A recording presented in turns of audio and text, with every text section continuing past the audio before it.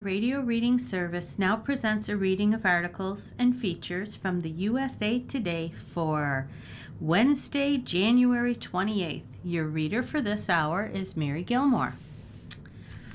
Let's see, our first article is going to be The Appeals Court Weighs Further Cuts to the CFPB.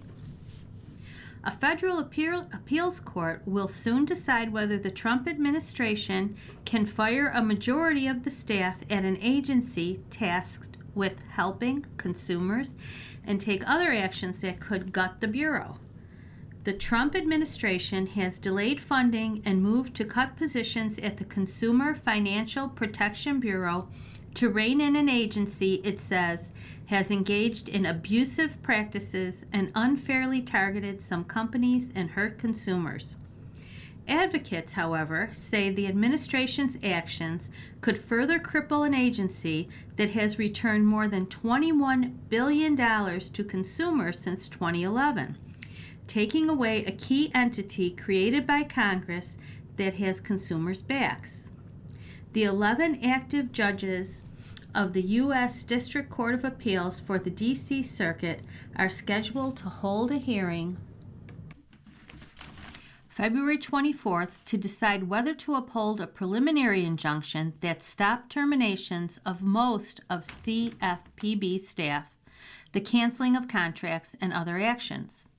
Acting CFPB Director Russell Vought told USA Today in an emailed statement that the Trump administration is overhauling an abusive agency that was weaponized against the American people and industries that serve them.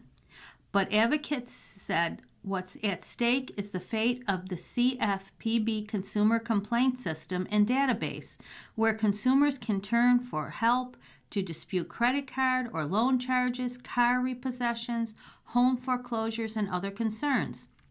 The CFPB is the one federal agency that has the authority to go to bat for consumers with financial institution, advocates said, a power given to the Bureau when it was created by Congress after the 2008 financial crisis. Losing America's Wall Street watchdog, and in particular the ability for consumers to file a complaint when things go wrong, would be catastrophic. Protect Bauer's executive director Mike Pierce told USA Today. What is the Consumer Financial Protection Bureau? The CFPB is an independent agency established in 2010 by Congress. It has the authority to investigate and act on consumer complaints. It also monitors financial markets for possible fraud, enforces laws that seek to root out discrimination in consumer finance, and has come up with regulations that limit high credit card and overdraft fees. The CFPB helped consumer David Biddle of Philadelphia in 2023. He fought on the phone with a financial institution for nearly 3 months to close a fraudulent $27,500 loan, which was tanking his credit. But he didn't get any action until he filed a complaint. I simply went to the CFPB and boom, they did their job, Biddle told USA Today. 9 business days later, he received a letter from the credit bureau saying the account was closed. CFPB had critics from the start, but the CFPB has always been unpopular with financial institutions, businesses, and many conservative lawmakers. In a January 5th blog post, the U.S. Chamber of Commerce called for the CFPB's consumer complaint system to be fixed, saying the previous CFPB leadership took actions to allow fraudulent requests. The American Bankers Association, which had called on President Donald Trump in a January 2025 letter to halt work on all open regulatory actions, told the USA Today it appreciated efforts by Trump administration regulators, including the CFPB, to correct some of the overreach from the prior administration.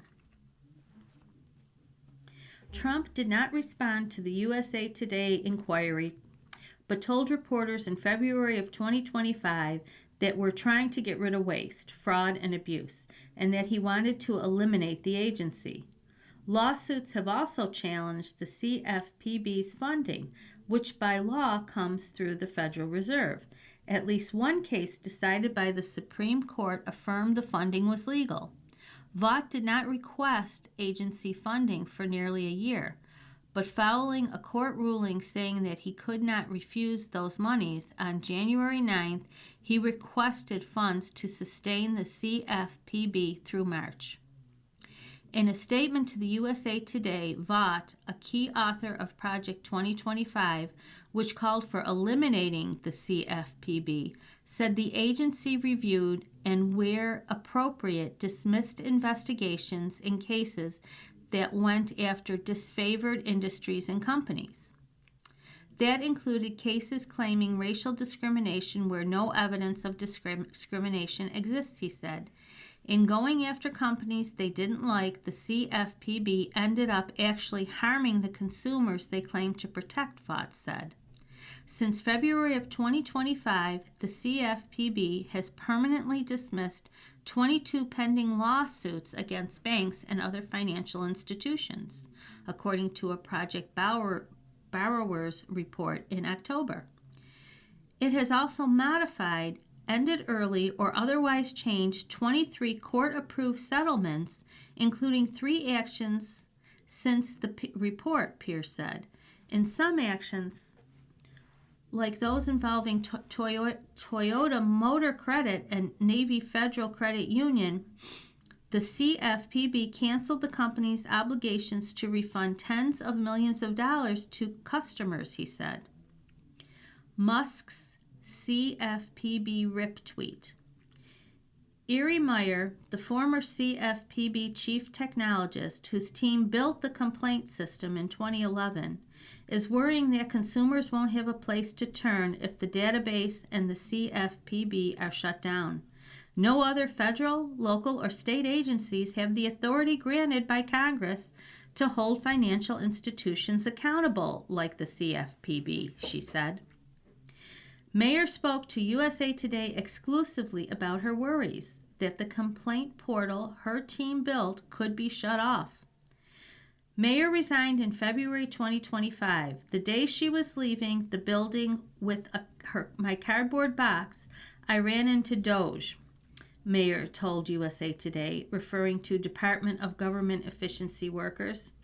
She then saw Elon Musk's tweet, CFPB, rest in peace, as she was driving out of the parking lot. The CFPB's consumer complaint process is the most effective tool for Americans to get help with their bank credit card or student loan servicer, Meyer said.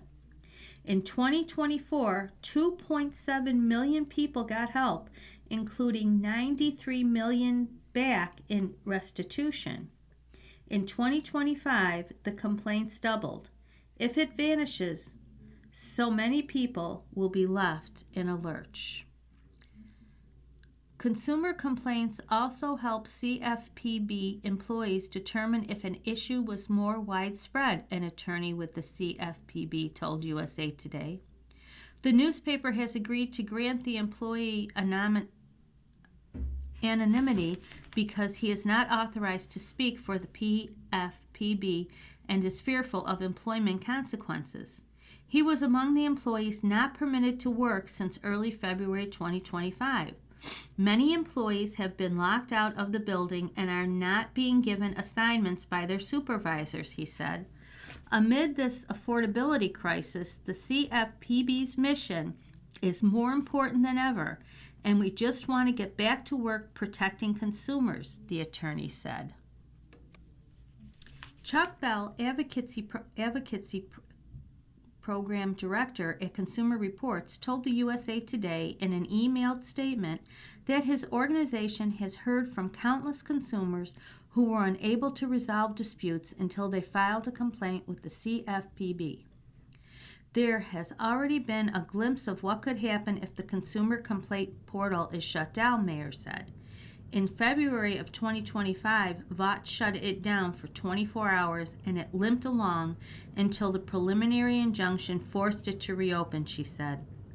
That delay caused more than 16,000 consumer complaints and 75 imminent foreclosure complaints to be stuck in limbo, according to testimony March 11, 2025, from Matthew Flaff, the current Chief of Staff for the CFPB's Office of Consumer Response, in the case that led to the preliminary injunction.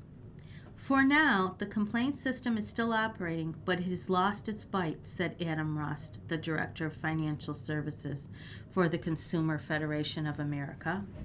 Complaints have increased 43.3%. Of the more than 12.6 million complaints registered since 2011 were filed in the past year, and more than 97% of unresolved complaints have come since Vought took over, he said. Financial companies know accountability is gone, Rust told USA Today. With no one in the consumer's corner, complaints are ignored and everyday people pay the price. Biddle doesn't understand why protecting consumers has become political. Everybody in this country is a consumer. Everybody in this country knows the aggravation of having to deal with the corporate and business bureaucracy, he said. It makes no sense. Our next article is an article called Catastrophic Risks Turns Doomsday Clock. It's by Doyle Rice. Earlier on January 26th, the hands of the doomsday clock were set closer to midnight than they have ever been in history. Citing a worldwide failure of leadership, the Bulletin of the Atomic Scientists Science and Security Board set the symbolic doomsday clock at 85 seconds to midnight, the closest it has ever been to catastrophe. The doomsday clock's message cannot be clearer, Alexandra Bell, president and CEO of the Bulletin of the Atomic Scientists, said in releasing the new figure. Catastrophic risks are on the rise. Cooperation is on the decline, and we are running out of time. Change is both necessary and possible, but the Global Committee must demand swift action from their leaders, she told the USA Today via email. USA Today asked Bell a few questions about the clock. What is the relevance and significance of the doomsday clock in 2026? And the answer is, nearly 80 years since it was designed, the doomsday clock still serves as a powerful metaphor and a great way to start a conversation about complicated issues of global risk. The clock has been a success story about the power of art and design, but our hope is that in 2026, it can serve as a call to action. Every second we have left on the clock represents time left to change course. We are now closer to catastrophe than we have ever been, but we are fully capable of turning back and building a safer world for us all. Our next question. What are the reasons for moving the clock 4 seconds closer to midnight?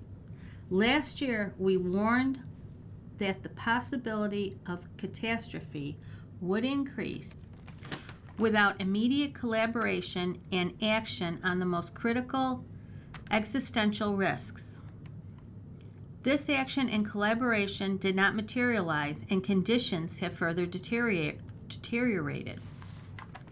In addition to risks from nuclear conflict and climate change, in the life sciences, particularly in emerging areas such as the development of synthetic mirror life, risks are on the rise. Attempts to regulate these risks are insufficient or non-existent. In addition, disruptive technologies, including AI, are evolving faster than our ability to understand them, much less control their potential ill effects. The board also observed growing attacks on science, diplomacy, and the truth, coupled with an inexcusable lack of political will among global leaders to manage human-caused existential risks. For all of these reasons and more, we move the clock forward. Did the recent and ongoing actions of the current administration factor into the decision to change the clock? You're listening to a reading of today's issue of the USA Today on the Niagara Frontier Radio Reading Service. The time is 15 minutes past the hour. The current time of the doomsday clock reflects a global failure of leadership in tackling existential challenges, and that does include actions of the U.S. administration. President Trump has repeatedly conveyed that he believes the nuclear weapons are the greatest threat to humanity. That's rhetoric we can applaud, but his administration's actions have not met his rhetoric, or not matched his rhetoric. In about a week, the last nuclear arms reduction between the United States and Russia will expire, and he has done nothing to ensure new nuclear guardrails replace it. Elsewhere, on preparedness for biological threats, fighting climate change, and a host of other issues, the administration's drastic cuts to science and research and isolationist policies have made things worse. Is this really a more perilous time than during the height of the Cold War? The dangers of the Cold War are undebatable, but given the full-scale scope and complexity of existential risk we now face, the Science and Security Board stands by our assessment. With threats posed by nuclear weapons, climate change, pandemics, bioweapons, and disruptive technologies, including AI, all on the rise, we are experiencing both a polycrisis and an egregious lack of global leadership. What can the average American do to keep the clock from moving closer to midnight? These problems can seem overwhelming, but we can turn back the doomsday clock, and we have done it before. People interested in changing our fate should start by entering the conversation and seeking out information on these problems from reliable sources like the USA Today and the Bulletin.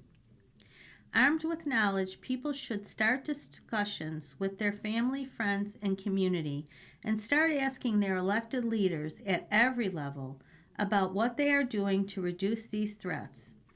It is important for people to know that they are not alone in this fight. The Bulletin publishes authors every day who are working at organizations and institutions that need help, support, and energy. No one can do everything, but everyone can do something. Greenland shuts down Trump on sovereignty for bases. Official described that scenario as a red line. President Donald Trump insists that the United States will effectively take ownership of the U.S. military bases in Greenland, making them sovereign U.S. land. A senior Greenlandic official described the scenario as a red line. Naja Nathanson has a sprawling government portfolio as Minister of Business, Trade, Mineral Resources, Justice, and Gender Equality for the Denmark-owned Arctic Island. In an interview with the USA Today on January 25th, Nathanson said that Greenland giving up sovereignty is not on the table for now. She also said her government has not been presented with anything following a turbulent diplomatic week that saw Trump walk back his threats to take control by force of the Arctic island and keep negotiating. Her comments follow what Trump and NATO Secretary General Mark Rutte have described as an agreed framework deal on Greenland amid escalating White House threats over the territory. The announcement was made at the World Economic Forum in Davos, Switzerland on January 21st. But days after that announcement, top Greenlandic and European officials are still unclear about what Trump and Rutte agreed to in Davos. Details about the deal have not been disclosed. After the announcement, Trump abruptly scrapped tariffs he had threatened to impose on 8 European nations that opposed his attempt to control Greenland. He also said he would not use force to achieve that. Nathelson said her government only had talks with NATO after Trump and Rutte had already met at the annual event for the world's global elite in the Swiss Alps. She stressed that NATO does not have a jurisdiction or mandate to discuss Greenland's sovereignty. Her comments align with statements made by Danish Prime Minister Mette Frederiksen. She said on January 22nd that Denmark could negotiate with the United States on almost any issue related to Greenland, but we cannot negotiate on our sovereignty. Rutte said he did not raise the issue of Danish sovereignty over Greenland during his discussions with Trump. Greenland's Prime Minister, Jens Frederik Nielsen, has also said that he is not in favor of any deal with the United States that would grant sovereignty for American military bases on Greenland. Trump, everything we want in Greenland. Still, in a series of statements and interviews about what could come next for Greenland, including one on January 23rd with the New York Post, Trump signaled that taking ownership of land in Greenland where American bases are located was what he expected to happen. Trump has, for months, pressured Denmark to hand over the entire island and said nothing short of ownership would be acceptable to him. We'll have everything we want, Trump said in the interview with the Post. The idea of giving the United States a sovereign claim to its bases in Greenland, similar to Britain's bases in Cyprus, has also been raised with NATO and Western officials, according to a report in the New York Times.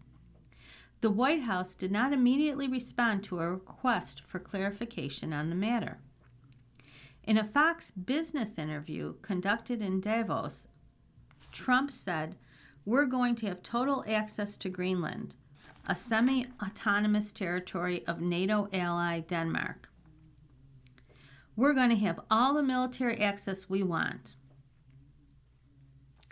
The United States previously had more than a dozen bases and thousands of troops in Greenland. Today it has one, the Pintuff Space Base in northwestern Greenland, where about 150 military personnel run a radar tracking site for homeland missiles defense and space surveillance.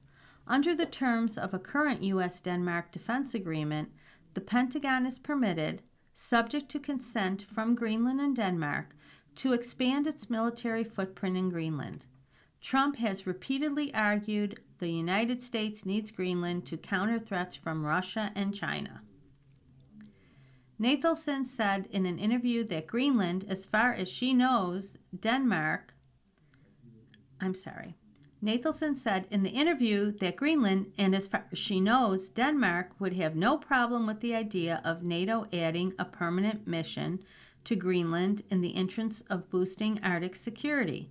We think that would be a good solution, she said. We still need to understand what and where the problems are that the U.S. sees. Nathelson said that Trump's threats have caused deep anxiety in Greenland that she did not believe would go away anytime soon. And there was also concern among Greenlanders that the U.S. president could change his tactics or his mind again. Our mission as politicians and members of the cabinet is to try to get things back on track and figure out through dialogue how to deal with this, she said. Our next article. So far they've all been pretty sad. This one too. Ex-Olympic snowboarder pleads not guilty to drug charges. Ryan Wedding, a snowboarder who competed for Canada, was a footnote in the 2002 Winter Olympics in Salt Lake City. He finished in 24th place in the men's parallel giant slalom, soon after retired from snowboarding, and according to U.S. officials, headed down a murderous path. Wedding, 44, pleaded not guilty to charges of becoming a cocaine smuggling kingpin responsible for multiple drug-related murders in the U.S. federal court in Santa Ana, California on January 26th, according to Rutgers. He went from an Olympic snowboarder to the largest narco trafficker in modern times, FBI Director Kash Patel said at a recent news conference. Wedding was charged with running and participating in a transitional drug trafficking operation that shipped hundreds of kilograms of cocaine from Colombia through Mexico and Southern California to Canada and other locations in the United States, and whose leaders orchestrated multiple murders in furtherance of these drug crimes, according to the indictments. Wedding is accused of directing the murders of 2 people, the attempted murder of a 3rd person, and of ordering the killing of another person, according to Reuters. Patel has also compared Wedding to Pablo Escobar, the former head of the Medellin cartel. Escobar, who died in 1993 during a shootout, was convicted of drug trafficking, racketeering, and murder.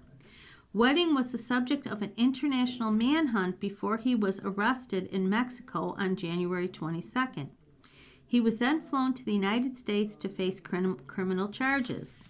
Law enforcement officials consider Los Angeles the hub of Wedding's drug distribution network. I'm looking for an article a little bit more upbeat, but it doesn't look like there's many today. We had the doomsday clock, and now we're going to have Minnesota judge orders ICE director to testify. Move comes amid signs of shift in operations. Minnesota's chief federal judge ordered the acting head of Immigration and Customs Enforcement to appear in court over what he says is the Trump administration's repeated failure to grant detained immigrants bond hearings despite judicial orders to do so. The order was filed on January 26th and directs Todd Lyons, the acting director of ICE, to appear in court January 30th to show cause why he should not be held in contempt of court. Chief Judge Patrick J. Schlitz said the administration has failed to comply with dozens of court orders, including those directing authorities to hold bond hearings for detained immigrants. These violations, Schlitz said, have extended immigrants' detentions or led them to be flown to other states where they're released and told, figure it out on how to get away home. The court's patience is at an end, Schlitz wrote, adding, the court acknowledges that ordering the head of federal agency to personally appear is an extraordinary step, but the extent of ICE's violation of court orders is likewise extraordinary, and lesser measures have been tried and failed. The order comes amid growing backlash after federal immigration agents shot and killed 2 people in Minneapolis this month. Alex Preddy, an ICU nurse who treated veterans, and Renee Nicole Good, a mother of 3. Top Minnesota officials said some federal agents were to leave Minneapolis starting January 27th. The White House sent border czar Tom Homan to take over immigration enforcement operations in the state. He has not been involved in that area, but knows and likes many of the people there, Trump said in a statement announcing the change January 26th. Tom is tough but fair and will report directly to me. Bovino's reported exit applauded. Across the country, immigrants' rights groups celebrated Border Patrol Commander Gregory Bovino's reported departure from Minneapolis, although it remained unclear exactly what role he would play going forward.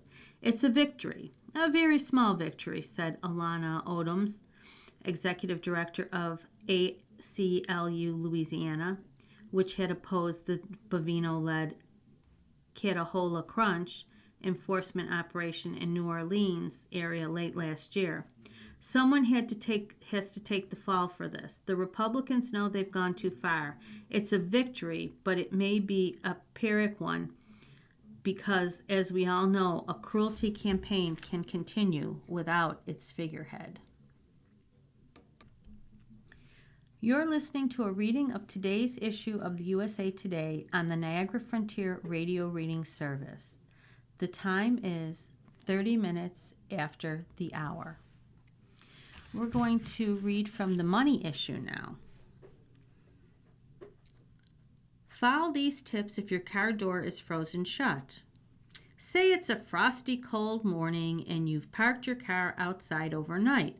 You attempted to do one of the most basic things a car owner probably ever does, and that's to open the door. Unfortunately, the driver's side door isn't opening. What do?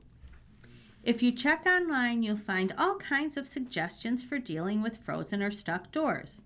But Sean Riesendorf, automotive instructor at North Farmington High School in Metro Detroit, offered a bit of caution when asked about what can be an all too common problem in wintertime, and he's got a good reason. I've just seen so many people break a door handle trying to get in through the driver's door, he said. Riesendorf's program at North Farmington is certified by the National Institute for Automotive Service Excellence, ASC. Don't overlook trying the other doors when the driver's side door won't open or budge. It might not be the solution, but you'll certainly want to rule out the other doors before you escalate the problem and the potential for unintended consequences. It's something Riesendorf has seen happen too often. We're trained, Riesendorf said. I've got to open my driver's door and get in the car. I'm not wanting to crawl through the back seats or over the center console to get to my car. Too often, Riesendorf said, people in that situation miss what might be an easy solution. Maybe I can get the rear right passenger door open. If I can get the rear right passenger door open, I can get inside the car, Riesendorf said.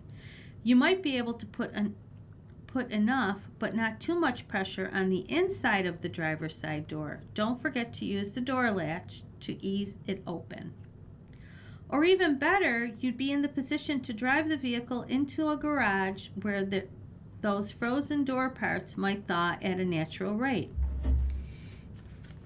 Getting your car out of the freezing temperatures can do wonders for cold-related problems. Obviously, not everybody has a garage readily available, but hopefully your car has a working heater and that warmer cabin temperature can make a big difference. Just remember not to run your car with the garage door closed. Newer and older cars might require different considerations when it comes to a stuck door. Newer cars rely on electronics, and those electronics might be preventing a door from opening. Or maybe the key fobs are the problem, Riesendorf said. A remote starter can help you warm the car before you even get to the doors. If it's an older car and you can't pull the door handle, then you might be dealing with frozen plastic. If that's the case, Riesendorf said, ice has probably formed between the plastic door handle and the sheet metal. The easiest fix there is water. I'm not talking hot water. I'm not even talking warm water. I'm talking tepid water, he said, noting that warm water can cause real damage to an ice-cold car. If it's really cold out, say below 10 degrees, avoid using water, as that might lead to cracked plastic or additional freezing. Riesendorf emphasized that the best option in these very cold temperatures is to get the vehicle inside. Call a tow truck or AAA and let the professionals deal with it. Some issues affecting the internal locking or latching mechanisms might be tough to address while you're standing out in the cold. And the door handle replacements, after all, are likely to cost hundreds of dollars. That potential to unintentionally damage your car just to get the door open is why we won't talk much about applying pressure. It might work in some cases, but it's easy to overdo it, and you might end up with an entirely different hassle. Riesendorf is not a fan of the do-it-yourself using hair dryers or heat guns. He noted that there are de-icers on the market for locks, and he's seen people use a range of other solutions. AAA and other groups say a vinegar water solution can work as a de-icer. Preventing problems in the first place is the best strategy. One of the best ways to do that is to keep up with the maintenance, Riesendorf said. That includes the seals on the doors and on the car itself that they touch. When the door handles move, the car door won't open. It could be an issue with the seals. These seals need to be wiped clean periodically and lubricated. Various models can be used, including silicone spray, although Riesendorf said he doesn't make product endorsements. Newer and older cars can have door seals that stick, possibly because of a combination of grime and frozen moisture. How many times has that door been opened and closed, and you've done nothing to maintain it? We don't do that to our bodies, he said, asking why we would expect more from our cars. One other preventive solution for cars parked outside, courtesy of the AAA, is a car cover, which might protect the doors and locks against moisture and keep snow and ice off the windshield. Ram's revival starts with a Hemi roar. New lineup shows promise for automaker's future. No automaker ever had a problem a hit vehicle couldn't cure.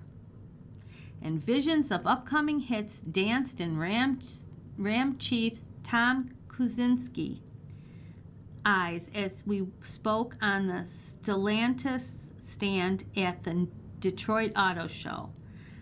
Confidence in Kuczynski's superpower, he exudes it, willing good results into existence.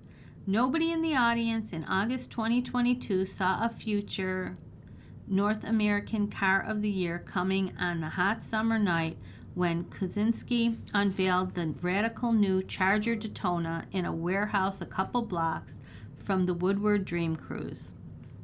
It was an unprecedented long shot, an electric vehicle that would make noise like a 70s muscle car and spawn a gasoline-powered all-wheel drive garage mate.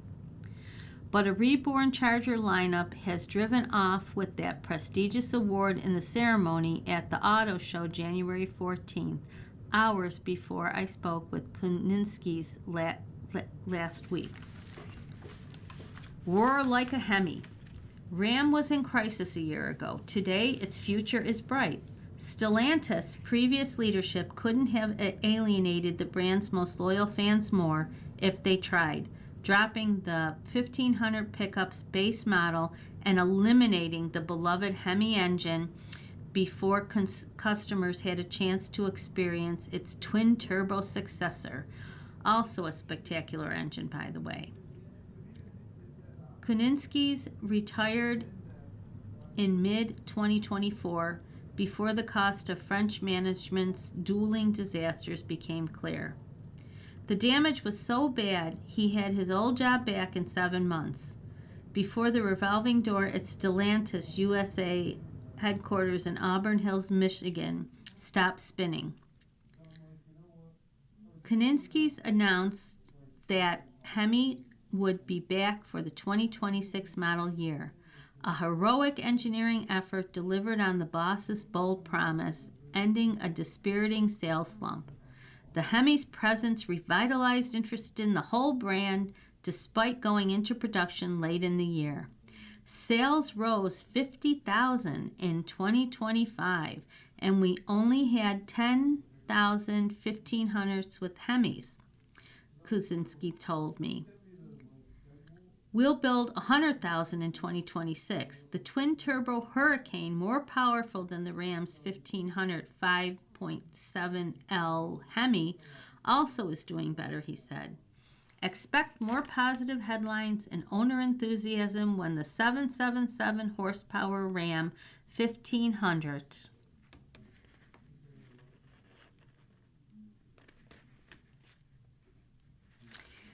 Ram 1500 SRT TRX off-road racing truck and rugged Ram 2500 Power Wagon with a high-output Cummins diesel engine hit the market in the middle of this year.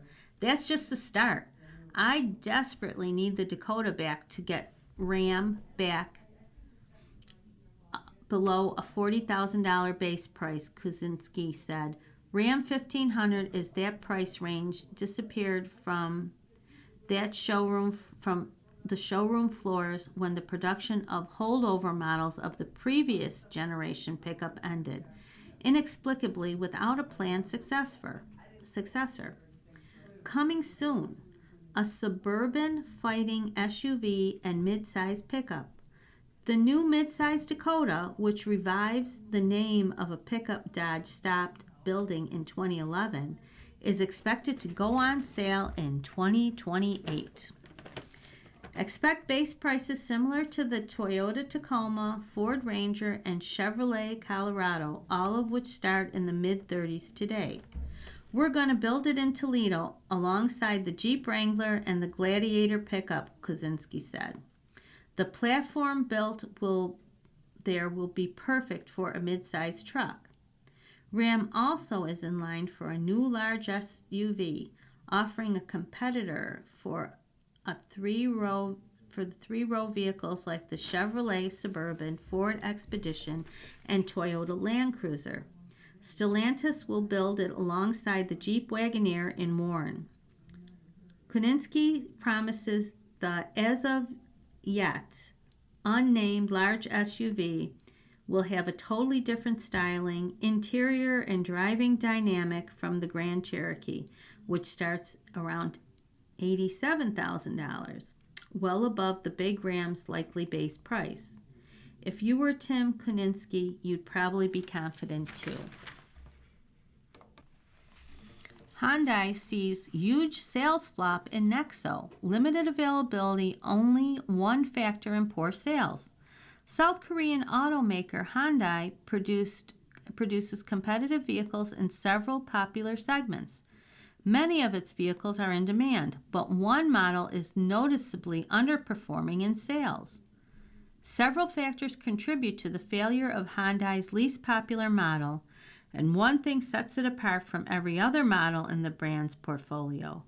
How did Hyundai manage to sell only 5 Nexo units in 2025 and just under 100 units in the past 2 years? Hyundai has officially released its sales numbers for 2025, and the best-selling nameplates like the Elantra, Tuscan, and Santa Fe increased in popularity year over year. The company sold 148,200 Elantras, 234,230 Tucson SUVs, and 142,404 Santa Fe SUVs. Nexo SUV sales are another story. The Hyundai Nexo is peculiar because it's one of the few fuel-celled electric vehicles on the American market. Additionally, it's exclusively sold in California, like the Toyota Mirai, says Kelley Blue Book. Its status as a one-state-only nameplate contributes to its low sales. But the brand sold 94 Nexo models in 2024. Sales dropped 95% year over year. Therefore, its limited availability isn't the only reason drivers aren't interested in the hydro gas-powered vehicle. Why is the Hyundai Nexo a sales flop? Hyundai's Nexo isn't very appealing to drivers in California or in most of the United States because hydrogen gas stations aren't popular. Aside from scarce hydrogen stations, the Nexo midsize SUV is particularly expensive, starting at $63,000 for the base model. By contrast, the popular Hyundai Santa Fe midsize SUV's final trim, the Calligraphy, starts at $47,600. It has a longer production history than the Nexo. It runs on regular gasoline like most popular vehicles, and it's loaded with great standard features. Between the Nexo's unpopular fuel source, its high starting price, and its novelty, many American drivers aren't willing to take the risk on such an innovative vehicle. Furthermore, Hyundai offers popular battery electric vehicles that have more charging options than an FCEV, fuel cell electric vehicle, like the Nexo. Is America ready for hydrogen cars? Toyota sold just 210 Mirai fuel-celled electric vehicles in 2025, down 57.8% from 499 units in 2024, according to automotive news site CarBuzz. California may have been refueling infrastructure for more hydrogen gas vehicles than other states, but sales numbers aren't showing a strong demand for these vehicles. Electric vehicle sales have taken a hit in 2025 because of the elimination of the federal electric vehicle tax incentive and rising new car prices. If EVs, which have better charging infrastructure than FCEVs, are struggling, the chances of a sudden rise in popularity for the Nexo are slim to none. Based on sales numbers, millions of Americans are still deciding whether EVs have a place in the auto industry, so FCEVs have a tough road ahead. Hybrid vehicles are becoming the new normal. Drivers may not be ready for hydrogen gas-powered cars, but hybrids are selling well. The Camry hybrid had its best ever year in 2025, according to Toyota. Ford achieved record hybrid sales in 2025 by selling 228,072 hybrid and plug-in hybrid units in America in 2025, up 21.7% year over year. Several of America's most popular cars are offering hybrid nameplates and hybrid powertrain options for best-selling models.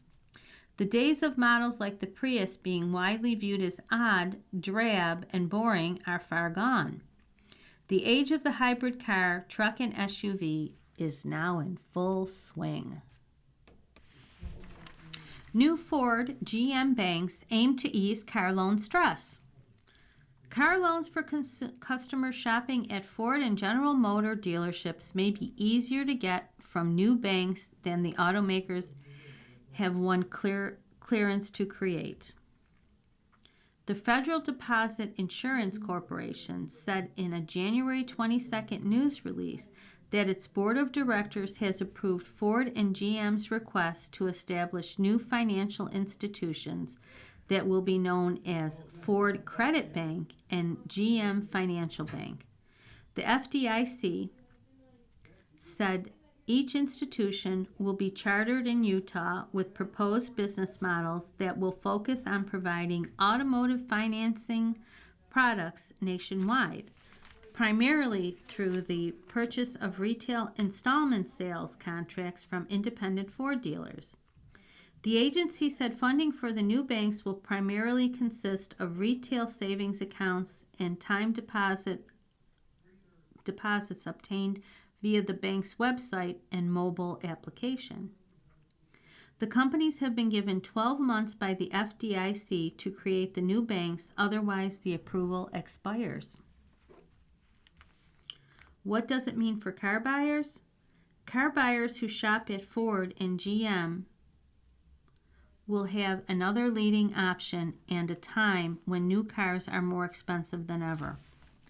The loans from the new bank will be available for new and used vehicles purchased directly from Ford and GM dealers. The establishment of the new company lending institutions comes at a time when nearly 50% of all new car buyers are opting for loans that last longer than 72 months, according to a new poll from the Lending Tree. According to the poll, 47.5% of Americans with auto loans have terms longer than 72 months, including 7.6% who have terms longer than 84 months. Longer loans are becoming more prevalent as new car prices continue to rise. Last year, the average price of a new vehicle in the United States soared to record levels, nearly $50,000. The White House has tried to address Americans' increasing car debt. President Donald Trump's signature legislation, known as the One Big Beautiful Bill, makes up to $10,000 in car loan interest on domestically built new models deductible annually on federal tax returns. Many drivers are underwater on their car loans. Nearly 30% of recent new car buyers were underwater on loans for their trade-ins, according to the new data released January 15th by Edmunds.com. The group said 29.3% of trade-ins that were used in new car purchases were underwater in the fourth quarter of 2025, which means the owners owed more on their existing vehicle than it was worth at the time of trade-in. Edmunds said that figure represented the highest share of underwater car buyers it has recorded since the first quarter of 2021, when the group said 31.9% of trade-ins had negative equity on their trade-ins. Nissan recalls over 26,000 vehicles. Nissan has recalled more than 26,000 vehicles because their doors could open while driving. According to a notice shared on the National Highway Traffic Safety Administration website, more than 26,400 vehicles have been recalled. The problem is related to an incorrectly welded door striker. As a result, the door striker wire loop may have insufficient strength and in certain cases could crack and separate from the plate, the recall notice says. If this condition occurs, the door latch may not retain the door as intended while in motion or during a crash, increasing the risk of injury to the vehicle occupants. The company said customers whose vehicles have the faulty weld may notice a rattling noise. The company has not received reports of accidents or injuries. Why Nissan vehicles are being recalled? What Nissan vehicles are being recalled. The full list of recalled vehicles: 25 to 26 Nissan Frontier, 8,383 vehicles. 2025 Nissan Altima, 7,627 vehicles. 2025 Nissan Sentra, 6,988 vehicles. 2026 Nissan Kicks, 3,434 vehicles. Nissan said the cars were manufactured between August 2025 and September 2025 at the company's facilities in Canton, Michigan, and Aguascalientes, Mexico.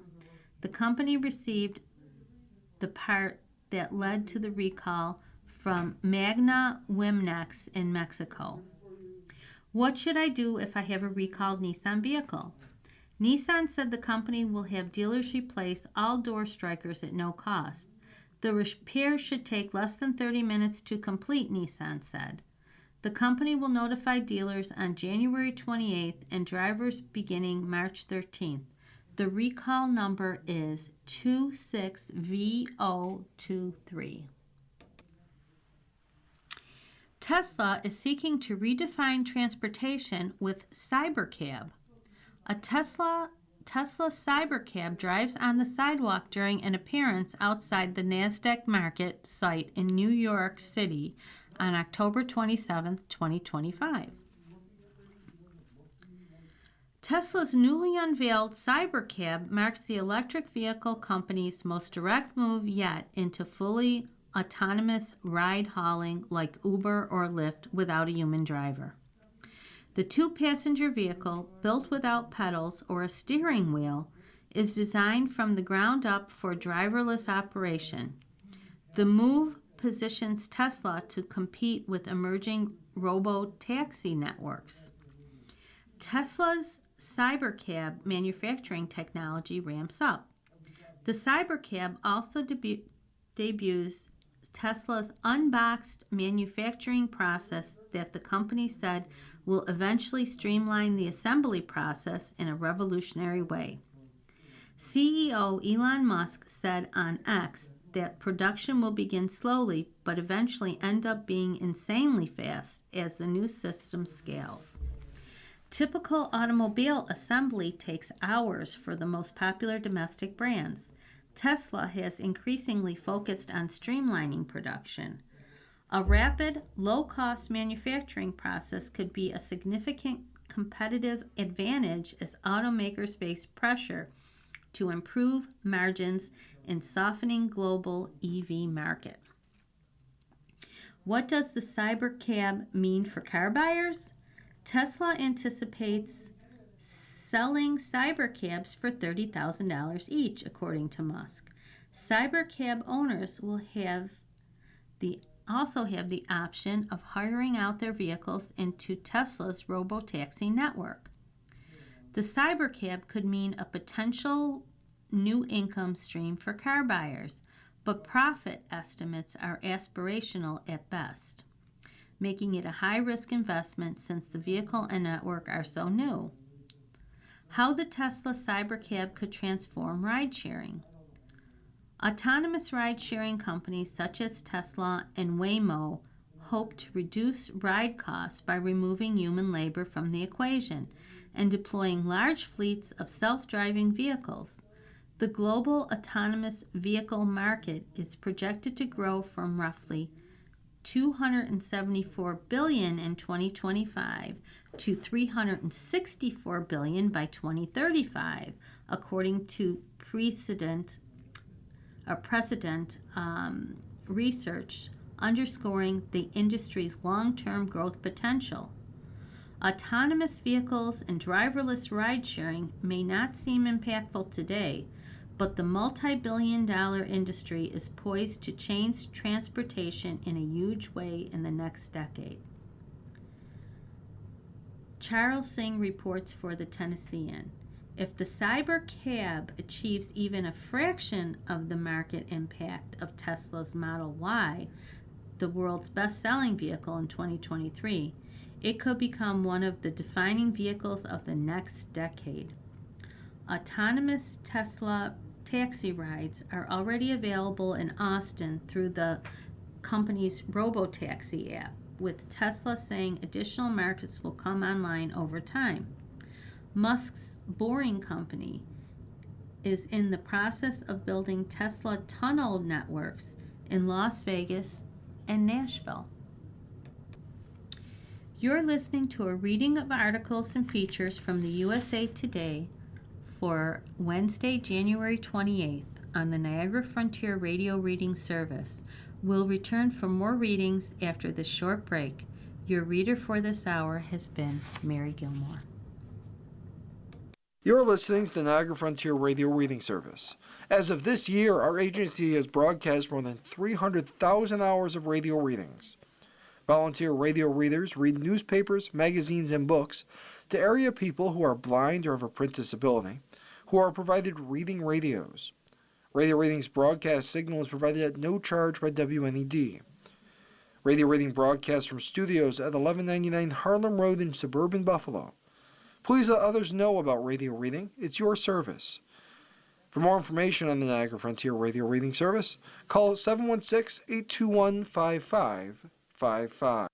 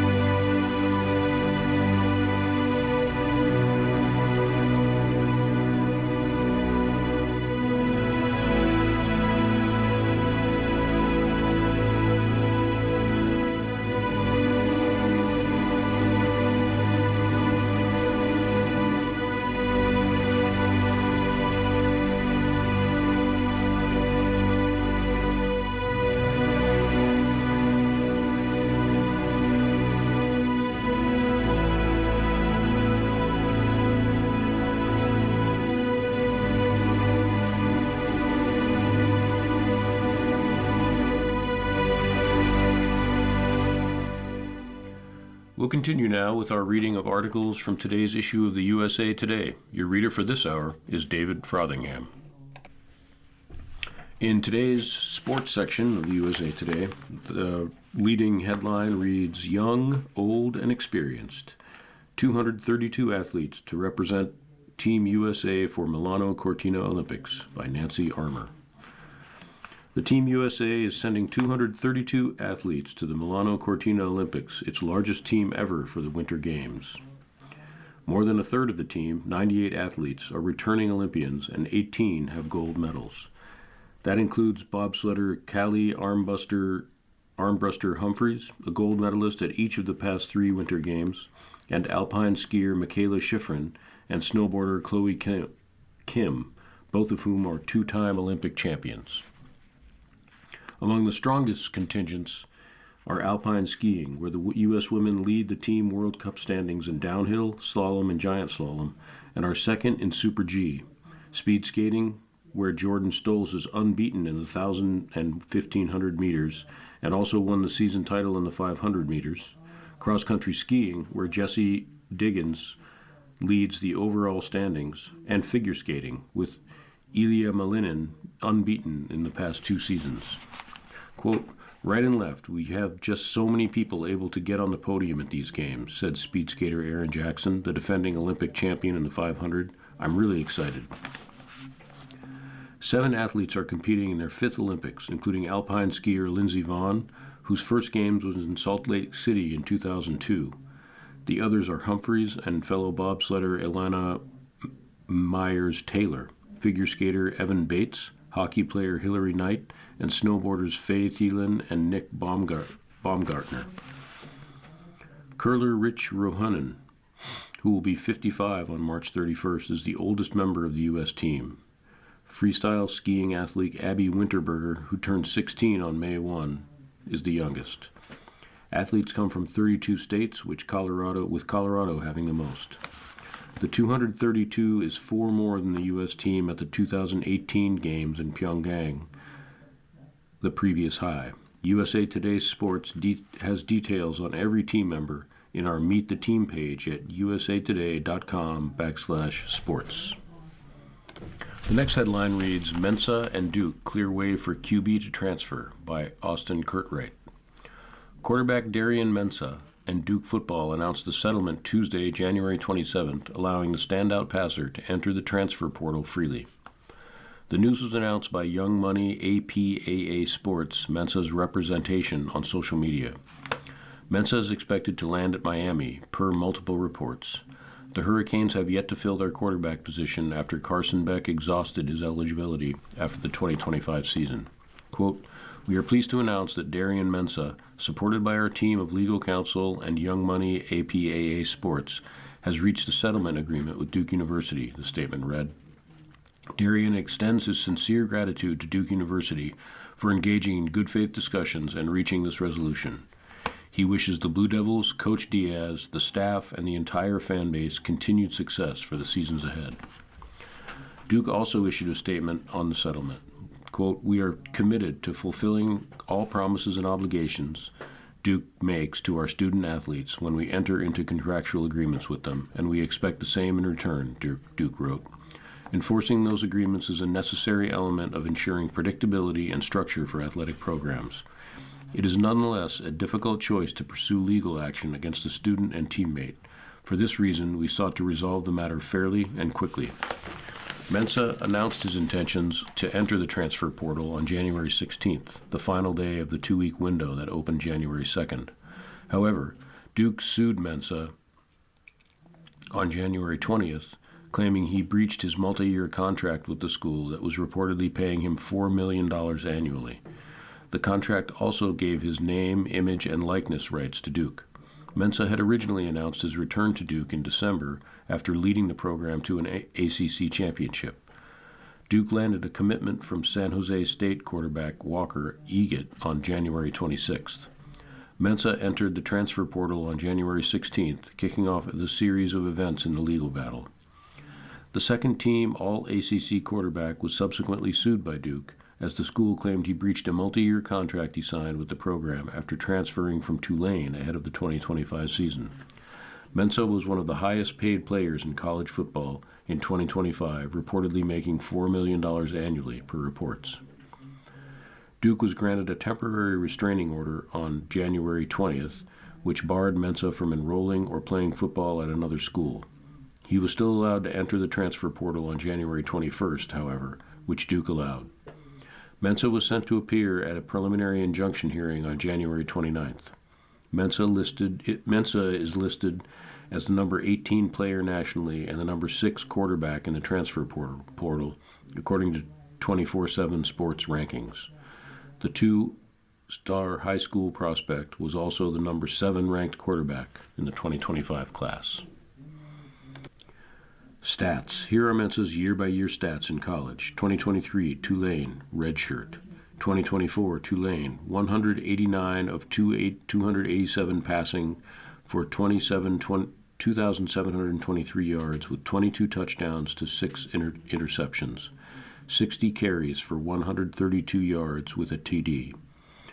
2025, Duke, 334 of 500 passing for 3,973 yards with 34 touchdowns to 6 interceptions. On page 2 of today's sports section of USA Today, headline reads, Alabama Players Restraining Order Extended by Craig Meyer. Charles Bedicho's much-discussed return to college basketball will continue for nearly another 2 weeks, not solely because of a court order or a judge's ruling, but with little help from Mother Nature.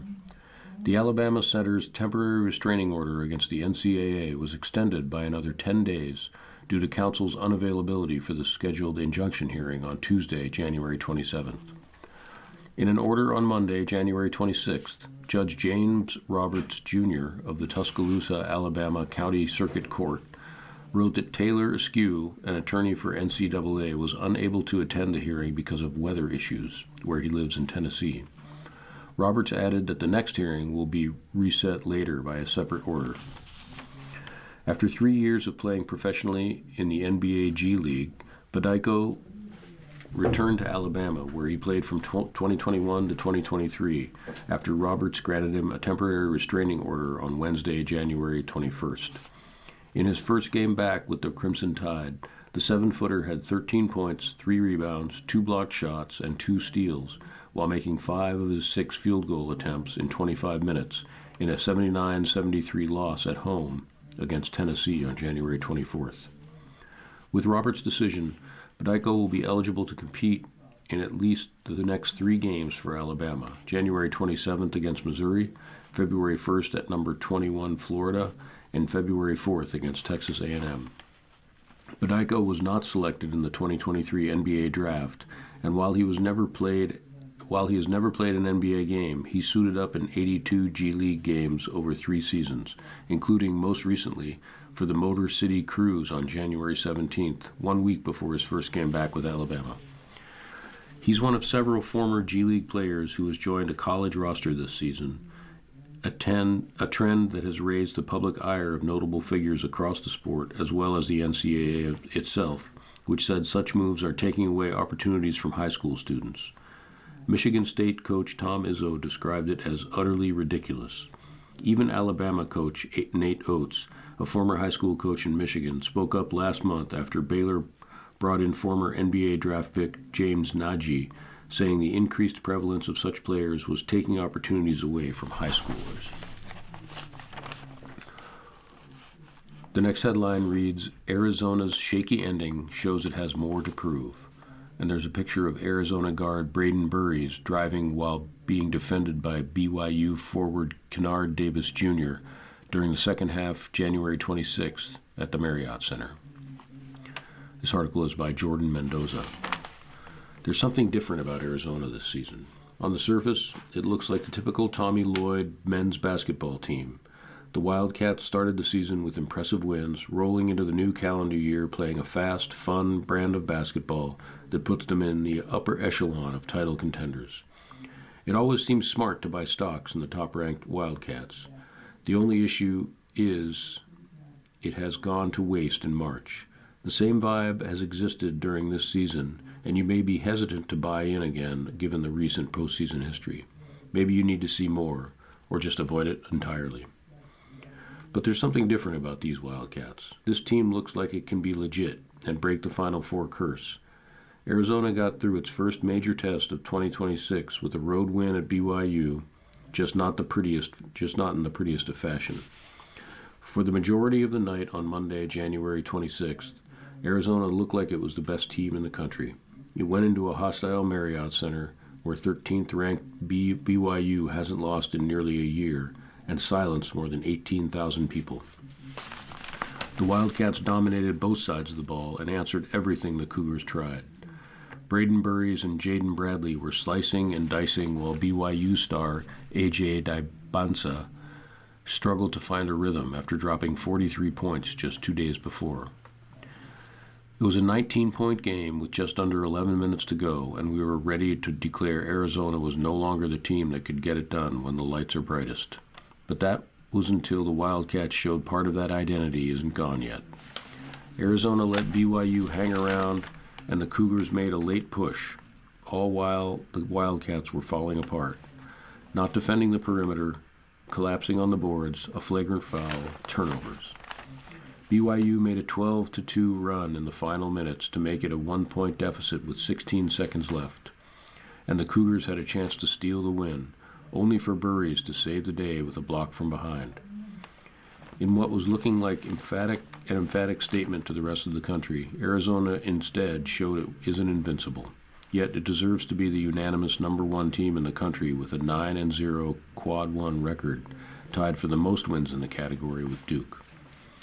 Yet the game in Provo, Utah was eerily similar to how the season goes. Fantastic start, but fall apart at the end.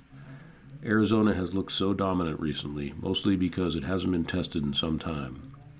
After beating UConn, Alabama, and San Diego State all before Christmas, the competition has been easy to start Big 12 action.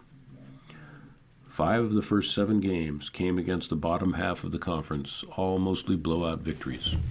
We want to see how this Arizona team stacks up against other elite teams before it's worth investing in. It passed the first test, but plenty more are on the horizon. BYU was just the start of a 10-game stretch where Arizona will play 6 ranked teams, all of which are in the top 14 of the USA Today Sports Coaches poll. Trips to Kansas and Houston? Good luck with that. This will be the time for Arizona to prove its legitimacy. It certainly is capable of doing so. What's scary about the Wildcats is that they are lethal in numerous ways. Opponents walk into the arena and don't know who will be the deadly assassin, mostly because it's a team full of them. One night it's the guards and Burries, Bradley or Koa Pete. The next it's the veteran big man Motijus Krivas, and so on. Like against BYU, it can be multiple of them, which shouldn't give teams much of a chance. This Arizona team has all the makings of being the one that gets back to the NCAA Final Four for the first time since 2001. It has the tools and recipe to be cutting the nets by then. But then we remember how the end always goes, where this mighty-looking ship gets taken out by an iceberg that should have been avoidable. The upcoming stretch will show if Arizona is done sinking and ready to finish the voyage. The next headline reads, Oklahoma freshman may be next superstar, by Mitchell Northam. And there's a picture of Oklahoma guard Aaliyah Chavez celebrating after making a 3-pointer against LSU on January 18th. Oklahoma's upset of South Carolina on January 22nd is one of the biggest moments of the college women's basketball season so far. It was highlighted by freshman Aaliyah Chavez's scoring 15 of Oklahoma's 19 points in overtime, then capped off by Sooners coach Jenny Baranczyk issuing a declarative not safe for work statement captured by ESPN cameras in the post-game huddle. Chavez's performance, coupled with her coach's viral post-game message, put the rest of the sport on notice. Oklahoma is again a contender, and on the right night, the Sooners can beat anyone, including a blue blood like South Carolina. Quote, "She got the ball where it needed to go, and she just played," said Baranczyk of Chavez after the victory over South Carolina. Chavez has fueled the Sooners' success. When she's at her best, Oklahoma looks like a team capable of making the Final Four for the first time since 2010. When she's not, they struggle. When Chavez shoots 32% or better from the floor, Oklahoma is 12-0 this season. That mark includes 2 overtime victories over South Carolina and NC State and a neutral site win over rival Oklahoma State. However, when she shoots below 32%, the Sooners are 4-4. 3 of those victories were against mid-major opponents, while all 4 defeats were in Quad 1 games to nationally ranked teams, UCLA, LSU, Kentucky, and Ole Miss. You're listening to a reading of today's issue of USA Today on the Niagara Frontier Radio Reading Service. The time is 15 minutes past the hour. Oklahoma has only lost once since this season when Chavez scores north of 20 points. She had 26 in a 5-point loss to Ole Miss. The rookie did commit a season-high 7 turnovers in that game, though. And the Sooners' losses to UCLA and LSU featured Chavez's worst shooting performances of the season, 25% and 21.4% from the floor, respectively. So the plan for beating Oklahoma seems simple: stop Chavez. But as South Carolina coach Dawn Staley learned last week, that's easier said than done, as the native of Lubbock, Texas, lit up her Gamecocks for 26 points and 8 assists. The victory gave Oklahoma its 3rd win over a top 2 ranked opponent in program history. Quote, "She was great. She ran her team, took big shots, and delivered the ball," Staley said of Chavez. "Everything you want a point guard to do. She's having a great freshman year." Chavez is the latest superstar freshman to emerge as the bus driver for her team. Since 2009, she's one of 6 players to average at least 19 points, 4 assists, and 3.5 rebounds per game. The others in the group are Iowa's Caitlin Clark, UConn's Paige Buckers, Texas A&M's Chanity Carter, Ohio State's Kelsey Mitchell, and Notre Dame's Hannah Hidalgo. To lead a team as a rookie, a player needs to have the talent and the trust of her head coach and teammates. Chavez has that from Baranczyk and the Sooners. Quote, "She just craves getting better, and she craves just playing, and she has a fun, really dynamic ability to just shine," Baranczyk said in November after Oklahoma won at Western Carolina. And it's not just when she scores. She throws some really nice passes and works her tail off on the defensive end. You can talk through some things on the floor and she understands it. She's got an incredible basketball IQ. Depending on which recruiting service you looked at, Chavez was either the 1st or 2nd ranked recruit in the 2025 class, swapping or sharing the top spot with Southern Cal's Jazzy Davidson. She was a McDonald's All-American, MVP of Jordan Brand Classic, and Gatorade National High School Player of the Year. She chose the Sooners over dozens of offers, including South Carolina, LSU, UCLA, Texas Tech, and Texas. Back in November, in the bowels of the Ramsey Regional Activity Center in Cullowhee, North Carolina, after she tallied 19 points, 6 rebounds, and 5 assists in a lopsided win over Western Carolina, Chavez explained what it's like playing for Baranczyk, who trusts her to make key decisions in running the offense. Quote, "She gives all of us the green light. Now it's what you do with it," Chavez told USA Today Sports. "At the end of the game, she trusts me to make sure I'm making the right play, and I love that, just because we've had that connection for a while now. So I'm just playing as hard as I can each and every game." End quote. Of course, it's not just Chavez who has made Oklahoma a contender. Peyton Verhulst is a 5th-year grad who brings veteran experience. Zaya Van has made a sophomore leap. Sahara Williams has played with Team USA, and Reagan Beers, a former All-American, is a double-double machine. But for better or for worse, this Oklahoma team belongs to Chavez. She has the keys to their success. The Sooners will go as far as she can take them. The next article in today's sports section is falls under the banner Super Bowl 60 storylines, and the headline reads, Patriots can pass Steelers Trophy Hall by Nate Davis. Dateline is Seattle. After 5 months and 284 games, the matchup for Super Bowl 60, aka Super Bowl LX, is set. The New England Patriots and Seattle Seahawks set to face off at Levi's Stadium in Santa Clara, California on February 8th. As is typically the case, this Super Sunday stage will be packed with storylines, plots, subplots, and grist for the football mill as these teams, neither of them playoff qualifiers a year ago, vie for NFL's grandest prize. Here's what the football world will be talking about during the build-up to kickoff over the next 2 weeks. Super Bowl history for the Patriots? No NFL entity has won 7 Lombardi trophies, except for the former Patriots quarterback Tom Brady, who won 6 with New England before capturing a 7th with the Tampa Bay Buccaneers.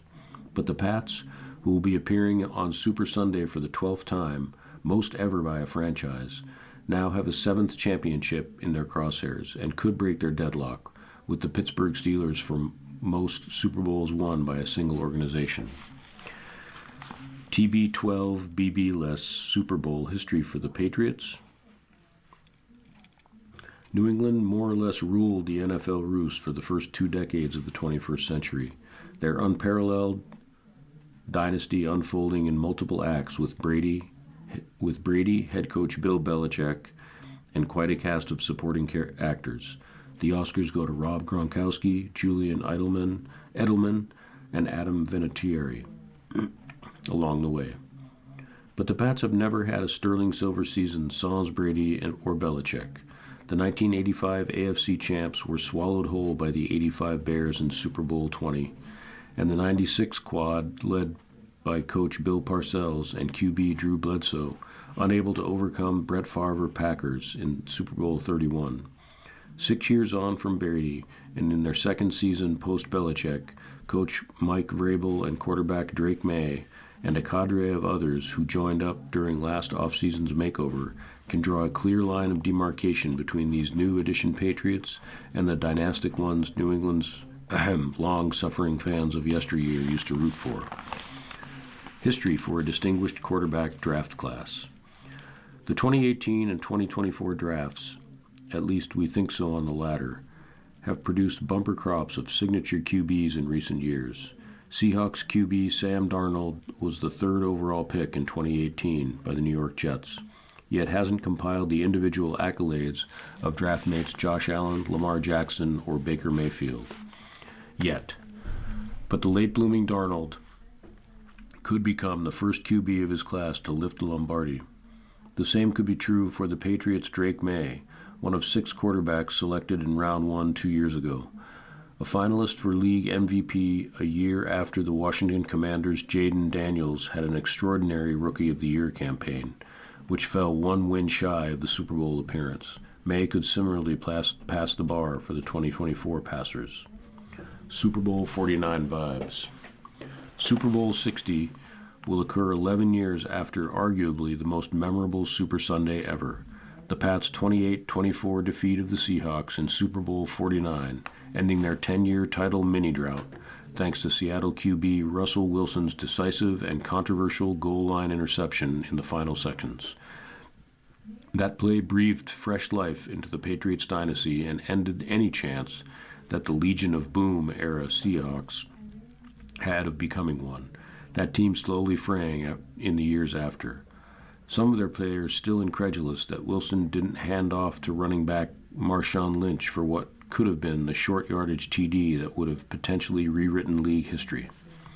This game will look different. The Patriots will likely wear blue in this game. They wore white in Super Bowl 49. But it will also be staged in an NFC West stadium, indoors at the Cardinals in 2015, outside at the 49ers this year. But there's little doubt not-so-ancient history will be dredged up by the rematch.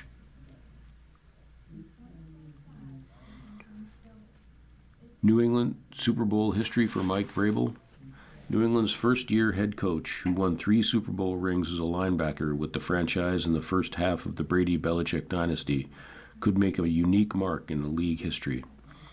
With one more victory, Vrabel could become the first person in NFL history to win a Super Bowl as both a player and a coach for the same team. It would also be the Patriots' 18th win of the season, regular season and postseason combined, which would match the club record of the 2007 team that went 16-0 in the regular season and finished 18-1 after losing Super Bowl 42, a game Vrabel also played in. Happy 50th, Seahawks.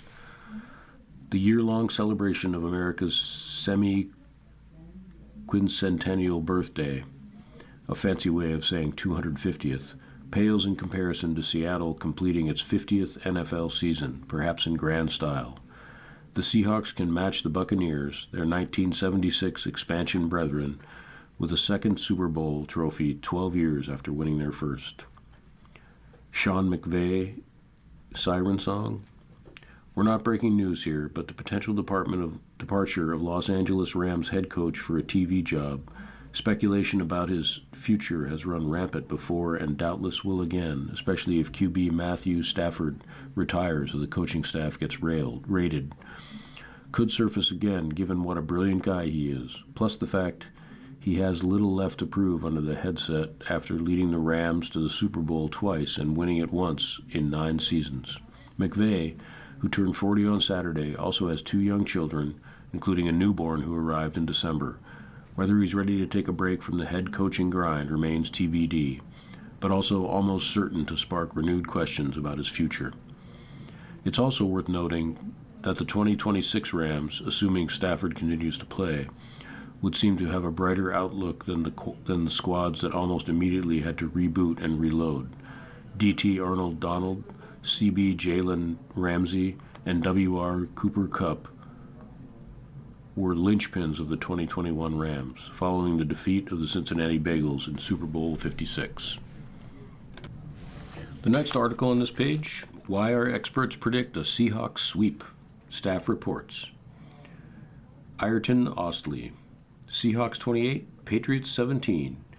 Seattle proved its mettle on the big stage against a tough opponent in Los Angeles on an off day for its defense, 479 total yards allowed. New England is well coached with a top quarterback, but it just doesn't have the firepower on either side of the ball to hold up against what the Seahawks have assembled. Sam Darnold came out on top against Rams defensive coordinator Chris Shula. Time for him to prove doubters wrong again on the biggest stage. Jarrett Bell, Seahawks 24, Patriots 20. After all these years, the Seahawks and Patriots get to run it back in a Super Bowl. This time, with a new cast of characters, it shouldn't take a last-minute goal line interception to settle the issue. Then again, as crazy as this NFL season has been, this matchup, too, may be destined to go down to the wire. Nostalgia or not, Seattle claims the crown in this rendition because it is the most balanced team in the NFL. There are myriad ways to get the job done. Journeyman quarterback Darnold, with 0 turnovers in the postseason, represents one way. Yet to win a duel against the impressive Drake May, it will help for Darnold to have the NFL's stingiest defense on his side. That could make the difference. Of course, the Patriots, directed by crafty coach Mike Vrabel, can't be counted out, but knocking off the Seahawks this time is one tall order. Chris Boumbaka, Seahawks 27, Patriots 23. New England has done more than enough to be a worthy AFC champion. The offenses were weak, but those defenses were ferocious and no walk in the park. Making it this far deserves commendation. The problem for them in the Super Bowl is that the Seahawks offense is the best unit on that side of the ball that they've faced in nearly 2 months. This should be a close game with, hopefully, an exciting finish. But in the end, the combination of Seattle's defense, Jackson, Smith, and Njigba, and Kenneth Walker will be too mighty for the Pats. Nate Davis, Seahawks 27, Patriots 20. I've thought for months that Seattle and the Rams were the 2 best teams in the league, so for my money, the de facto Super Bowl was played in the NFC Championship game. That statement is not meant to take anything away from the Patriots, who exceeded all expectations in year 1 under Vrabel. And there were some expectations given the quality of their coach, second-year quarterback May, and a strong influx of talents in free agency and the draft. But the Pats haven't played especially well in the playoffs. MVP finalist May and the offense in particular. Conversely, The Seahawks are a complete team that has been hitting on all cylinders practically for months now.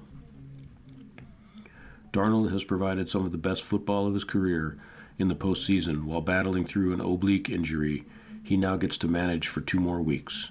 11 years on from their Super Bowl 49 debacle against New England, expect this version of the Seahawks to get some payback.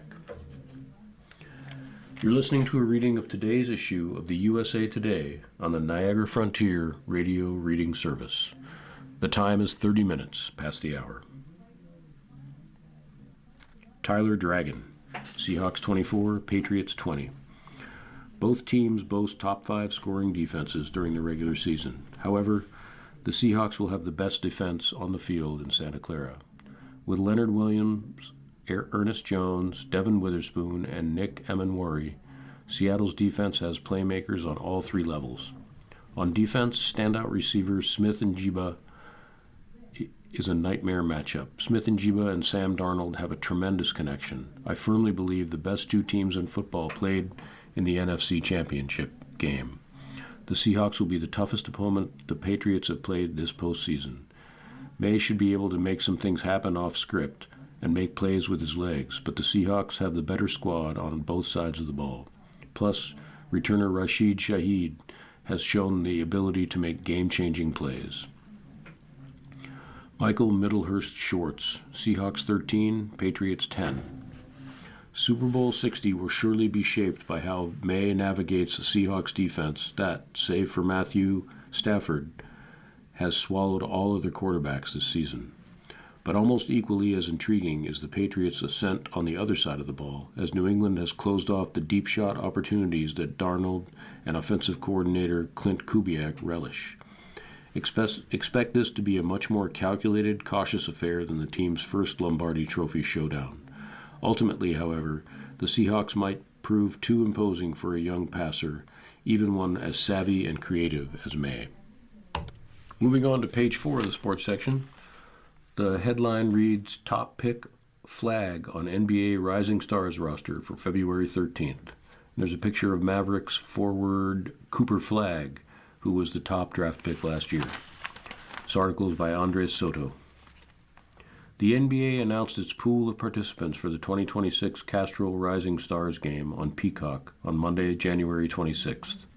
21 players, 10 rookies and 11 sophomores, along with 7 G-Leaguers were chosen to represent the future of the NBA to tip off All-Star Weekend in Los Angeles on February 13th. The rookies are headlined by 2025 number 1 overall pick Cooper Flagg, who has looked every bit the franchise centerpiece the Dallas Mavericks were in desperate need of after shipping out Luka Doncic a year ago.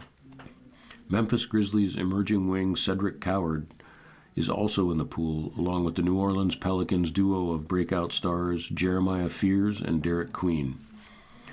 Stephon Castle has established himself as a solid running mate for San Antonio Spurs star Victor Wembanyama. He's among the sophomores selected. So is Houston Rockets guard Reed Shepherd, who has stepped up from his early season struggles in the absence of Fred VanVleet. The players will be drafted into 3 teams on January 27th, with a 4th comprised entirely of G League players. Carmelo Anthony, Vince Carter, Tracy McGrady, and Austin Rivers will serve as the coaches for each team. Here's the full list of players they'll be picking from. 2026 NBA Rising Stars roster. Here is every player named to the Rising Stars game. Cedric Coward, Memphis Grizzlies. Igor Demon, Brooklyn Nets. VJ Edgecombe, Philadelphia 76ers. Jeremiah Fears, New Orleans Pelicans. Cooper Flagg, Dallas Mavericks. Dylan Harper, San Antonio Spurs. Trey Johnson, Washington Wizards. Con Nipple, Charlotte Hornets. Colin Murray Boyles, Toronto Raptors. Derek Queen, New Orleans Pelicans. Sophomores: Matas Buzelis, Chicago Bulls. Stephon Castle, San Antonio Spurs. Donovan Clingan, Portland Trail Blazers. Kaishan George, Washington Wizards. A.J. Mitchell, Oklahoma City Thunder. Alex Sarr, Washington Wizards. Reed Shepherd, Houston Rockets. Cam Spencer, Memphis Grizzlies. Jaylon Tyson, Cleveland Cavaliers. Kel Ware, Miami Heat. Jalen Wells, Memphis Grizzlies. G League. Sean East, Salt Lake City Stars. Ron Harper Jr., Maine Celtics. David Jones Garcia, Austin Spurs. Yannick Conan Niederhauser, San Diego Clippers. Elijah Martin, Raptors 905. Tristan Newton, Rio Grande Valley Vipers. Yang Hansen, Rip City Remix. Rising Stars format. 4 teams of 7 players each will face off in a mini tournament. Tip-off is scheduled for 9 p.m. Eastern Time, 6 p.m. Pacific Time, on Friday, February 13th at the Intuit Dome in Inglewood, California. The next headline on the page reads, NBA trade deadline interest might depend on Giannis, by Lorenzo Reyes. Giannis Antetokounmpo, Anthony Davis, and Ja Morant are the 3 biggest potential targets ahead of the NBA trading deadline. All 3 are injured, and all 3 will be sidelined well beyond the February 5th deadline. This complicates the overall market. Each player is expected to make an eventual full return to health, though each, to varying degrees, has his own complicated injury history. The problem arises in the risk potential suitors may be feeling to trade for players who have combined to miss 63 games this season, as well as the real assets required to pry those stars away from their teams. This all points to a potential drag in the trading market, possibly making this a sleepy deadline, especially when compared to last season's that saw stars like Luka Doncic, Jimmy Butler, De'Aaron Fox, and Brandon Ingram each shipped to new teams. Complicating this further is that the entire market is in somewhat of a holding pattern, awaiting to see what happens to Antetokounmpo, the 2-time most valuable player and biggest chip on the board. Antetokounmpo technically has not requested a trade, and the Milwaukee Bucks have been reluctant to make their franchise player available in the deal. But Antetokounmpo, 31, has repeatedly voiced his frustrations. He most recently characterized the team's play as selfish and has maintained that he wants to compete for championships. The Bucks are 18-26 and 10th in the Eastern Conference. This is quickly becoming a lost season, and the latest Antetokounmpo injury likely precludes them from being buyers ahead of the deadline. So the Bucks may reluctantly understand that a fresh start is best for everyone, particularly because Antetokounmpo has 1 more year on his deal with a player option for 27-28 that he can decline. Essentially, if Milwaukee senses that Antetokounmpo is considering walking during the 2027 offseason, the Bucks may want to at least recoup some assets for a rebuild. In that case, a trade makes perfect sense. Yet potential suitors will have far more financial flexibility and draft capital to deploy in an Antetokounmpo trade in the offseason, so the Bucks are probably best served to exercise patience. Either way, we're nearly 50 games into the season. Antetokounmpo is dealing with an injury that has nagged him, and he's expected to be reevaluated in a month at the earliest.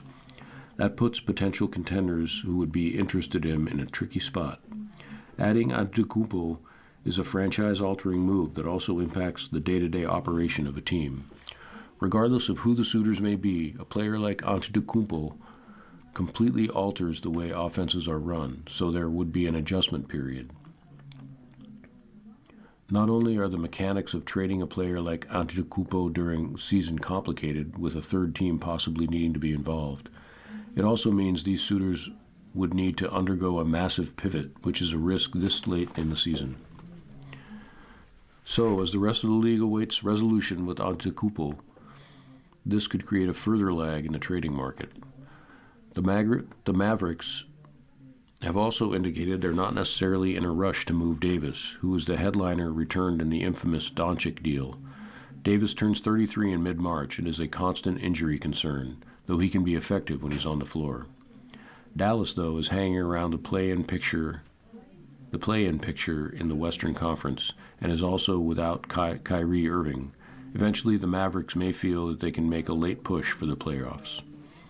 And the Grizzlies have to contend with a depressed market, as Morant's value is as low as it has been throughout his career. Granted, this could all change very quickly. If the Bucks decide they want to prioritize a head start on a rebuild, they could look to move Antetokounmpo sooner. If the Mavericks feel they can get a good value for Davis, maybe they scoop up younger players more aligned with their timeline. Maybe the Grizzlies decide their relationship with Morant has run its course. This trading deadline will certainly be active with role players like Jonathan Kuminga, Michael Porter Jr., Kobe White, and Domantas Sabonis likely to find new teams. Don't be surprised, however, if all this smoke about Antetokounmpo, Davis, and Morant turns out to be just that.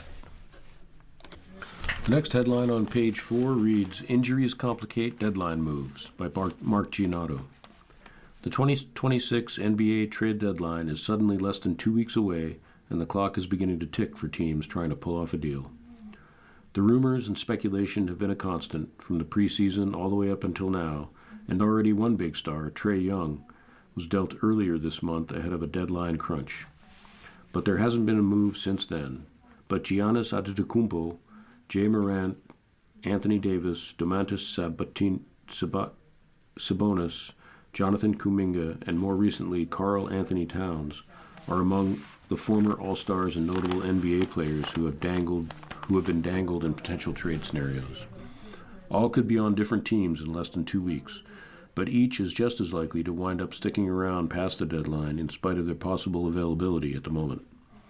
The biggest reason for such uncertainty, beyond the salary cap and chemistry ramifications of pulling off a trade midseason, injuries. Antetokounmpo, Morant, and Davis are each not playing at the moment, with a decent chance none are back in the lineup by the trade deadline. Kuminga has suffered an injury last week as well. Sabonis, meanwhile, just returned after a lengthy absence from a knee injury. That means the days ahead will be filled with even more speculation to sift through. Here's a look at some of the latest NBA trade deadline rumors. Giannis still in demand despite injury, potential agent drama. Antetokounmpo continues to lead the conversation surrounding the NBA trade deadline, even after he suffered another calf injury on Friday, January 23rd, and that is likely to sideline him past February 5th. The Milwaukee Bucks star spoke afterward about making a playoff push when he returns, and the team has reportedly been trying to beef up its roster around Antetokounmpo at the deadline, not trade him. But teams around the league are nonetheless still preparing as if he could become available in hopes the Bucks change their mind, according to NBA reporters Mark Stein and Jake Fisher. Antetokounmpo, his representation moving forward could also be an added layer in discussions about his future after a report from Henry Abbott of True Hoop that Giannis was close to firing his longtime agent Alex Saratzis over his failure to get Giannis traded from the Bucks. The report also states LeBron James's agent and longtime friend Rich Paul is believed to be trying to recruit Antetokounmpo to be his client with the pitch that he's the guy who can get a star player where he wants to go. Not so fast on Knicks, Karl Anthony Towns, trade talk.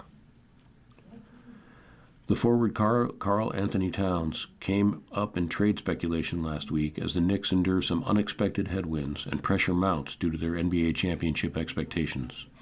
He was even floated as a possible piece in a potential trade for Antetokounmpo. But The Athletic reported Friday, January 23rd, that the Knicks have, quote, not engaged in any discussions about a possible Towns trade this season and plan to stick with him through this rough patch, end quote. New Orleans Pelicans not pursuing Jay Morant.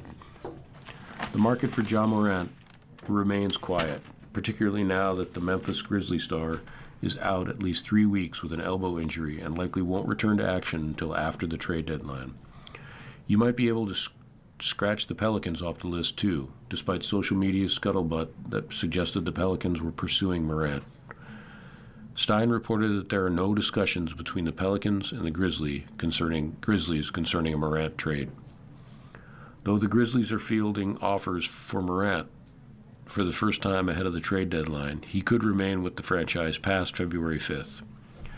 Morant indicated previously he wants to stay in Memphis, and concerns about his durability and contract situation lingers as obstacles for the Grizzlies. Domantas Sabonis linked to 4 teams.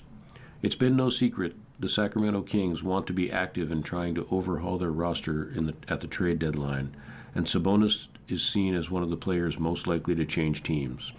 The Toronto Raptors, Washington Wizards, Chicago Bulls, and Phoenix Suns are teams that have expressed interest in acquiring Sabonis, according to The Athletic, with the Raptors of particular interest given their spot near the top of the Eastern Conference standings. You're listening to a reading of today's issue of USA Today on the Niagara Frontier Radio Reading Service. The time is 45 minutes past the hour. Sabonis has appeared in 5 of the Kings' past 6 games after missing nearly 2 months with a knee injury. He's averaging 12.6 points, 9.4 rebounds, and 4.8 assists while averaging less than 23 minutes per game since his return. Boston Celtics looking to add big-time starting center. The Celtics remain an Eastern Conference contender this season despite the absence of star Jason Tatum, and they could be buyers at the trade deadline after spending this past offseason as sellers, getting off the contracts of Jrue Holiday and Kristaps Porzingis. Quote, they've been in the marketplace trying to go get a big-time starting center, potentially, ESPN's Shams Charania said on the Pat McAfee Show on Friday, January 23rd. They're going to be aggressive in moving the needle. They've got assets. They've got contracts to play with. End quote. Onyeka Okongwu, Atlanta Hawks, Daniel Gafford, Dallas Mavericks, and former Celtics big man Robert Williams III, Portland Trail Blazers, are potential targets, according to NBC Sports, if Boston can't find an elite option like Ivica Zubac, Los Angeles Clipper, or Jaren Jackson Jr., Memphis Grizzlies. Sixers open to training Andre Drummond, Eric Gordon. The Philadelphia 76ers are in a weird spot with a new star in Tyrese Maxey, one of the league's best rookies in VJ Edgecombe, and the aging and expensive Paul George and Joel Embiid on the roster. It's come together functionally this season, with the Sixers sitting within the top 6 of the Eastern Conference standings before games played on January 26th. But the team is $7 million above the NBA's luxury tax threshold and only about $1 million from being the first apron team and facing penalties under the league's collective bargaining agreement, according to the Philadelphia Inquirer. The report goes on to state the expiring contracts of Andre Drummond and Eric Gordon could be dealt to stay out of the luxury tax, although Philadelphia could be forced to attach a second-round draft pick to facilitate a transaction. The next headline in today's sports section reads, Meyer wrongful death suit versus Stanford resolved, by Josh Peter. The wrongful death suit filed by the parents of Katie Meyer against Stanford University has been resolved, the school announced Monday, January 26, in a joint statement from the school and Katie's family. Meyer, who led the Stanford women's soccer team to a national championship in 2019, died by suicide on March 1, 2022. Meyer, 22 at the time of her death, was found in her dorm at Stanford. Meyer's parents sued Stanford in November 2022. The lawsuit, filed with the Santa Clara County Superior Court of California, was scheduled to go to trial later this year. Meyer's parents said the school was responsible for their daughter's death from a disciplinary matter stemming from Katie Meyer either intentionally or accidentally spilling coffee on one of Stanford's football players. Quote, Stanford and the family of Katie Meyer are pleased to have reached a resolution in the lawsuit that was filed against the university following Katie's tragic death in 2022, the university said in a statement issued Monday. To honor Katie, Stanford will collaborate with Katie's family to launch an initiative focused on the mental health and well-being of student athletes at the Wu Tsai Human Performance Alliance. Stanford Athletics will establish the Katie Meyer Leadership Award to be given to an exceptional Stanford student athlete each year. More information on both the initiative at Wu Tsai and the Leadership Award will be provided later this year. Stanford also said it would adopt the principles of Katie Meyer's law to provide support to students in its Office of Community Disciplinary Process. Also, the jersey number worn by Katie will be, while she played soccer at Stanford, number 19, will be retired in honor of the impact Katie had on Stanford women's soccer, according to the statement. While Katie's passing remains devastating and tragic, the memory of her accomplishments and the uplifting influence she had on those who knew her lives on, the university said. Stanford and Meyer family believe working together on these initiatives will both honor Katie's indelible legacy and help current and future students in meaningful ways. At the time Meyer died by suicide, she was facing disciplinary action for allegedly spilling coffee on a Stanford football player in August 2021 while she was riding her bike, according to the complaint filed by Meyer's parents in Santa Clara County Superior Court. The football player allegedly sexually assaulted a female soccer player, then a minor, on the Stanford women's soccer team, on which Meyer served as a captain, according to the complaint. The school filed court documents stating the unnamed football player suffered burns on his back that required medical attention and had kissed one of Meyer's teammates without consent. Meyer's father, Steve, previously told USA Today Sports that disciplinary issue rose from Katie Meyer defending a teammate. Katie Meyer's soccer heroics. Meyer, a goaltender, was a captain of the Stanford soccer team her senior year, but her most dramatic performance came during her sophomore season. During the 2019 NCAA Women's Soccer Championship game between Stanford and North Carolina, the game ended 0-0 after two 10-minute overtime periods before going to penalty kicks.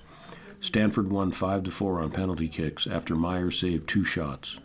In the semifinal game against UCLA, Meyer saved the penalty kick that helped propel Stanford to a 4-1 victory. Matter of dispute. Meyer's parents argued that Stanford mishandled the disciplinary process and failed to provide Katie with adequate support, in part because they were not informed of the matter. The Meyers said their daughter suffered acute stress because the matter meant her degree would be put on hold until the previous disciplinary matter was resolved, which could have prevented her from graduating. The proceedings grew contentious when the school said Meyer's parents allowed key information to be destroyed. The school argued it needed the information to demonstrate Meyer's state of mind at the time of her death, that Stanford was not to blame. The Meyers attorneys strongly denied that the parents destroyed any evidence. A California bill spurred by the death of Meyer became state law in September 2024. Governor Gavin Newsom signed into law Assembly Bill 1575, which requires public colleges and universities to allow students to have an advisor when facing an alleged violation of a student code of conduct. In a joint statement Monday, Stanford said it, quote, will adopt the principle of Katie Meyer's law to provide support to students in its OCS disciplinary process, end quote. In order to receive state funds for student financial assistance, the schools must adopt a policy permitting a student to be assisted by an advisor if the student receives a notification of an alleged violation of a student code of conduct. The bill was an outgrowth of Katie's Save, a nonprofit established by the Meyers, who's traveled across the country talking about the initiative they hope will become law in all 50 states. The next headline reads, Ex-FIFA Prez says Cup fans should avoid USA, Seth Vertelny.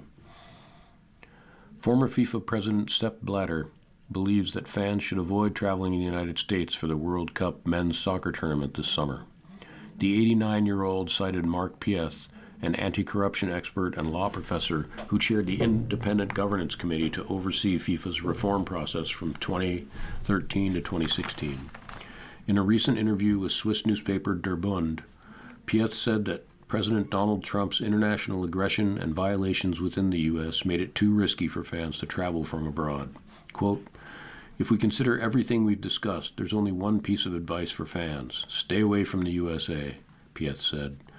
You'll see it better on TV anyways. And upon arrival, fans should expect that if they don't please the officials, they'll be put straight on the next flight home, if they're lucky.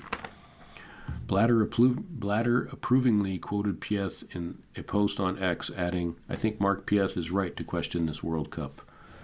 The United States will serve as the co-host for the World Cup alongside Mexico and Canada, with the tournament running from June 11th to July 19th. Trump's aggressive posture toward Greenland recently led to calls for a boycott from European countries. There has also been widespread criticism at home as federal agents have killed 2 U.S. citizens in Minneapolis this month. The Trump administration's immigration crackdowns have led to fears that foreign visitors may stay home for the World Cup. Fans from Iran and Haiti are already unlikely to visit due to their inclusion among 39 countries whose citizens are banned from entry. Quote, "The country itself is in a state of tremendous turmoil," Pieth said. "What we're witnessing domestically, the marginalization of political opponents, the abuses by immigration authorities, and so on, doesn't exactly entice a fan to travel there." The U.S. is in a similar security situation to Mexico. In Mexico, it's the drug cartels threatening violence. In the U.S., it's a state that has become increasingly authoritarian.